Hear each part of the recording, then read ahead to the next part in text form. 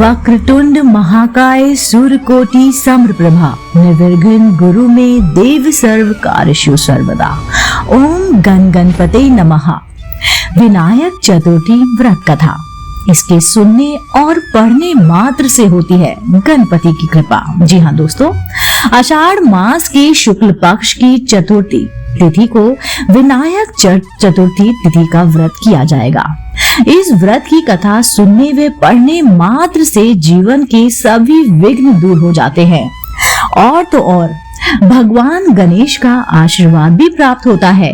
आइए जानते हैं विनायक चतुर्थी व्रत कथा के बारे में। आज विनायक चतुर्थी का व्रत किया जा रहा है। पंचांग के अनुसार हर माह 2 चतुर्थी का व्रत किया जाता है, एक शुक्ल पक्ष की चतुर्थी का और दूसरा शुक्ल पक्ष की चतुर्थी। जी हाँ दोस्तों, कृष्ण पक्ष की चतुर्थी तिथि को संकटी चतुर्थी के नाम से जाना जाता है और शुक्ल पक्ष की चतुर्थी को विनायक चतुर्थी के नाम से। दोनों ही चतुर्थी में भगवान गणेश की पूजा होती है।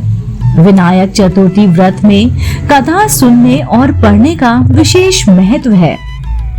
अगर आप चतुर्थी तिथि का व्रत नहीं कर रहे हैं तो कथा सुनने मात्र से जीवन के सभी कष्ट दूर हो जाते हैं। आइए जानते हैं विनायक चतुर्थी व्रत की कथा के बारे में। पौराणिक कथा के अनुसार एक बार माता पार्वती और भगवान महादेव नर्मदा नदी के तट पर चौपड़ खेल रहे थे।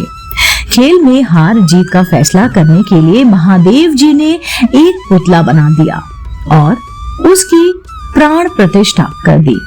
भगवान महादेव ने बालक से कहा कि जीतने पर विजेता का फैसला करें।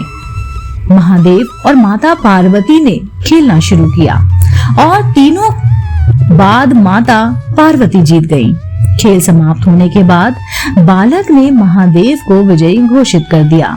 यह सुनकर माता पार्वती क्रोधित हो गईं और बालक को अपाहिज रहने का श्राप दे दिया। इसके बाद माता पार्वती ने बालक से क्षमा मांगी और कहा कि ऐसा भूल वंश हो गया है। इसके बाद माता पार्वती ने कहा कि शाप तो वापस नहीं लिया जा सकता, लेकिन इसका एक उपाय है। माता पार्वती ने बालक को उपाय बताते हुए कहा कि भगवान गणेश की पूजा के लिए नाग कन्याएं आएंगी और तुमको उनके कहे अनुसार व्रत करना होगा, जिससे तुमको श्राप से मुक्ति मिल जाएगी। बालक कई सालों तक श्राप से जूझता रहा और एक दिन नाग कन्याएं भगवान गणेश की पूजा के लिए आईं, जिससे बालक ने गणेश व्रत की विधि पूछी।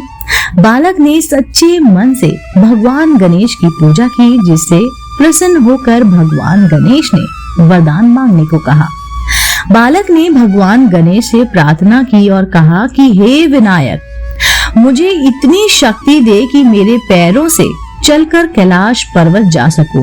भगवान गणेश ने बालक को आशीर्वाद दे दिया और अंतर्ध्यान हो गए। इसके बाद बालक ने कैलाश पर्वत पर भगवान महादेव को शाप मुक्त होने की कथा सुनाई। चौपड़ वाले दिन से माता पार्वती भगवान शिव से रूठी हुई थी।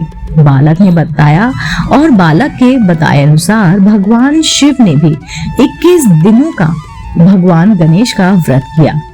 व्रत के प्रभाव से माता पार्वती के मन में भगवान महादेव के प्रति नाराजगी खत्म हो गई।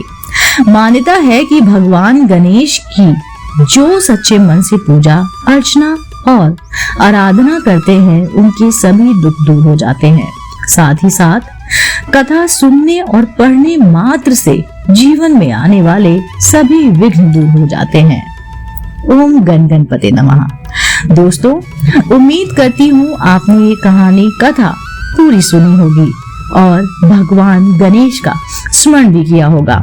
दोस्तों, आप सभी को गणेश चतुर्थी की तहे दिल से शुभकामनाएं। अगर आप ऐसी ही धार्मिक पौराणिक कहानी कथाएं सुनना पसंद करते हैं तो आप मेरे चैनल आध्यात्मिक कहानियों को तुरंत से लाइक कीजिए, शेयर कीजिए और सब्सक्राइब कीजिए। मैं आपको मिलती हूँ जल्द ही इसी चैनल पर नई रोचक जानकारी और कहानी के साथ। आप देख रहे थे आपका अपना पसंदीदा YouTube चैनल आध्यात्मिक कहानियाँ।